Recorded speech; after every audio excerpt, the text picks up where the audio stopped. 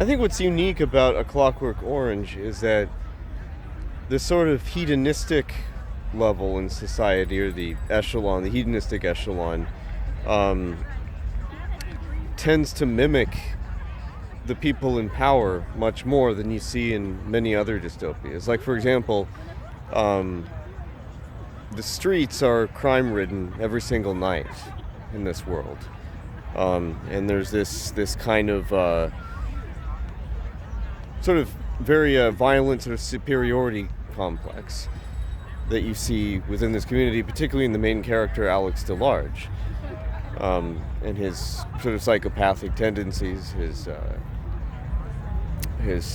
endless crimes that eventually gets him in prison for, to be rehabilitated. I'm sure many of you are familiar with the story. But it does make me think back to what I was saying in another video, where usually in these kind of dystopias you imagine that AI or the equivalent, the psychological equivalent of robots being in charge would be the high-functioning psychopaths, and everybody underneath them would be like these semi-tame animals, right? That just are sort of sedated. Their lives are pretty simple. In some ways, I would say very easy.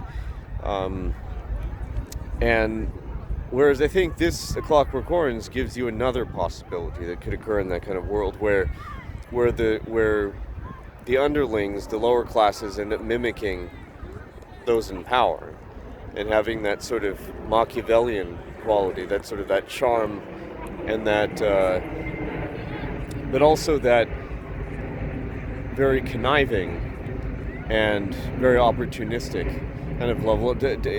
You get to the point, I imagine, where the two classes would almost seem to meld.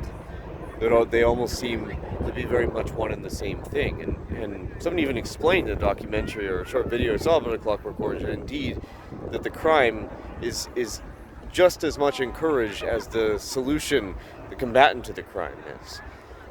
And I wonder, in a world governed by technology and some of these other dystopias, if that would be an even more plausible depiction of the way that a world like that would actually turn out.